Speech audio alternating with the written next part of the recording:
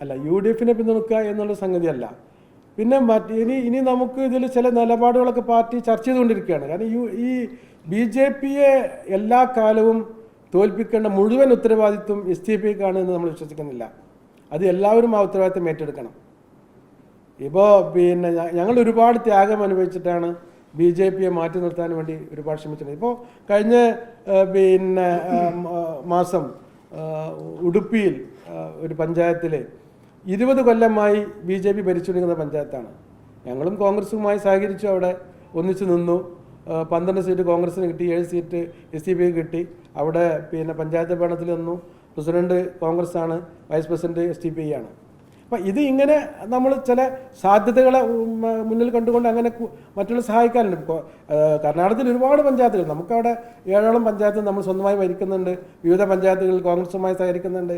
അവിടെ vice president ഇപ്പോൾ ഉത്തരവാദിത്വം സഹകരണാടിസ്ഥാനത്തിൽ നമ്മൾ ഉത്തരവാദിത്വം നിർവഹിക്കുന്നുണ്ട്. അങ്ങനെയൊക്കെയുണ്ട്. അപ്പോൾ നമ്മളിത് ഇവരെ BJP-യെ തോൽക്കുന്ന മുഴുവൻ ഉത്തരവാദിത്വം നമ്മൾ ഏറ്റെടുക്കുക എന്നൊന്നുമില്ല. അതാത് സമയങ്ങളിൽ അടുത്ത നിയമസഭാ തെരഞ്ഞെടുപ്പ് വരുന്ന സമയത്ത് നമ്മളൊരു പോളിസി സെറ്റ് ചെയ്യും.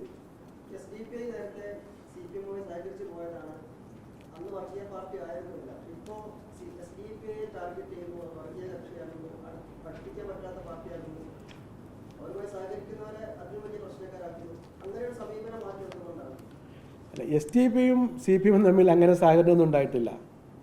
അത് അങ്ങനെ ഒരു സംസ്ഥാനത്തിലോ അല്ലെങ്കിൽ അങ്ങനെ ഒരു സഹകരണം ഉണ്ടായിട്ടില്ല. അവരുടെ നിലപാടുകൾ അങ്ങനെയാണ്. ഇപ്പോൾ വെൽഫെയർ പാർട്ടിയുമായി അവർ കൃത്യമായി സഹകരണം ഉണ്ടായിരുന്നു. ഇപ്പോൾ അവർ തള്ളി പറയുന്നു. അത് CPM-ൻ്റെ ഒരു നിലപാടാണ്. പക്ഷേ SDPയുമായി അങ്ങനെ സാഹചര്യം നിലനിൽക്കുന്നില്ല.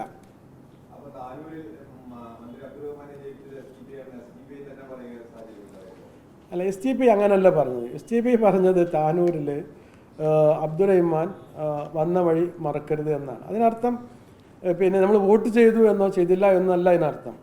അതിന് വിശദീകരണം അബ്ദുറഹിമാൻ മിനിസ്റ്റർ തന്നെ പറഞ്ഞു കഴിഞ്ഞു. അവിടെ പൊതുവായി എല്ലാവരും എന്നെ സപ്പോർട്ട് ചെയ്തിട്ടുണ്ട്. എല്ലാവരും കൂടുതൽ SDPയും ഉണ്ടാകണം, അങ്ങനെയാണല്ലോ. കാരണം അവിടുത്തെ ഞാൻ അതാണ് പറഞ്ഞത്, ഓരോ സാഹചര്യത്തിൽ അങ്ങനെ തീരുമാനമെടുക്കും. മഞ്ചേശ്വരത്ത് നമ്മൾ ലീഗിനല്ലേ പിന്തുണച്ചത്.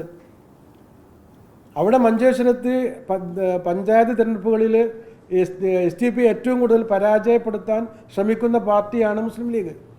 ഞങ്ങൾ അങ്ങേയറ്റം ദ്രോഹിക്കുന്നൊരു പാർട്ടിയാണ് ആ മഞ്ചേശ്വരം മണ്ഡലത്തിൽ. ഒരു പക്ഷേ കേരളത്തിൽ ഏറ്റവും കൂടുതൽ SDPക്ക് വോട്ടുള്ള ഒരു അസംബ്ലി മണ്ഡലമാണ് മഞ്ചേശ്വരം. നല്ല പേരുള്ള, നല്ല ഗ്രാസ് റൂട്ട് ലെവലിൽ ഘടകങ്ങളുള്ള ഒരു പാർട്ടിയാണ് മഞ്ചേശ്വരത്ത് SDPI. പക്ഷേ ഞങ്ങൾ അവിടെ കഴിഞ്ഞ തെരഞ്ഞെടുപ്പിൽ മുസ്ലിം ലീഗിനാണ് വോട്ട് ചെയ്തത്. അപ്പോൾ അതൊരു കേരളത്തിൽ മൊത്തമുള്ളൊരു രാഷ്ട്രീയ സഖ്യമല്ല. ഓരോ മണ്ഡലത്തിലും അനുസൃതമായ തീരുമാനം ഉണ്ടാവും. അബ്ദുറഹിമാൻ മിനിസ്റ്റർ വളരെ കൃത്യമായി പറഞ്ഞു. അതിലൊക്കെ ഇനി ചർച്ച പോകേണ്ട കാര്യമില്ല.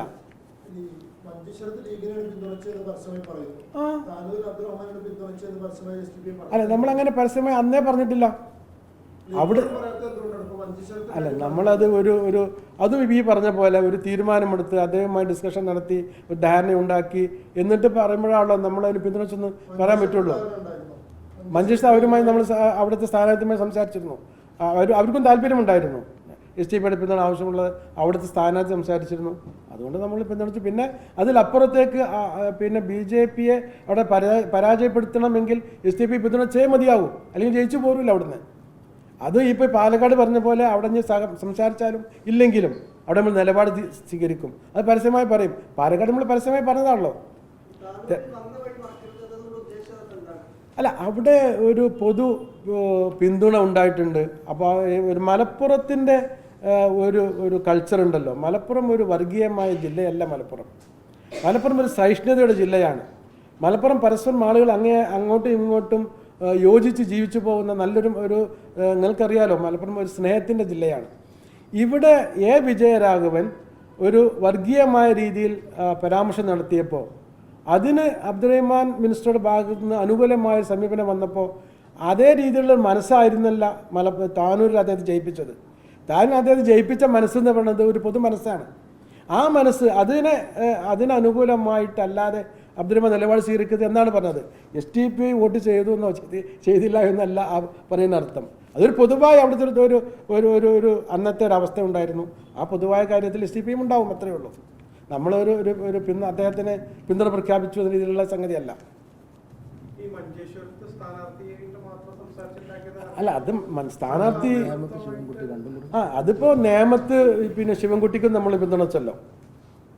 ഇപ്പോഴത്തെ പിന്നെ വിദ്യാഭ്യാസ വകുപ്പ് മന്ത്രിയാണ്. ഞങ്ങൾ പരസ്യമായി പറഞ്ഞിരുന്നു, ഞങ്ങൾ ക്യാമ്പയിൻ നടത്തിയിരുന്നു, കഴിഞ്ഞ തെരഞ്ഞെടുപ്പിൽ നന്നായി വർക്ക് ചെയ്തിരുന്നു ശിവൻകുട്ടിക്ക് വേണ്ടിയിട്ട്. അപ്പോൾ അത് സ്ഥാനാർത്ഥിയെ സംബന്ധിച്ചാൽ സ്ഥാനാർത്ഥി എല്ലാവരും വോട്ട് ചോദിക്കും, അതുപോലെ നമ്മളോട് വോട്ട് ചോദിച്ചിരുന്നു. നമുക്ക് അപ്പോൾ അതിൽ സ്ഥാനാർത്ഥി ഞങ്ങൾക്ക് വോട്ട് വേണമെന്ന് പറഞ്ഞിട്ടില്ല അവിടെ, അത്രയേ ഉള്ളൂ.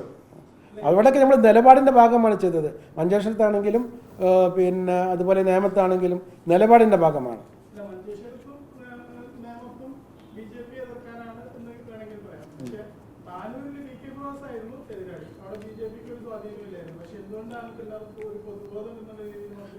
അത് ആ മണ്ഡലത്തിൻ്റെ സാഹചര്യങ്ങളാണ്. അതായത് ഓരോ മണ്ഡലത്തിൽ അങ്ങനെ ഒരു പൊതുവായ സാഹചര്യം ഉണ്ടാവും, അത്രയേ ഉള്ളൂ. അല്ലാതെ ഒരു പൊളിറ്റിക്കൽ അലൈൻമെൻറ്റോ അങ്ങനെ ഒരു സംഗതിയല്ല.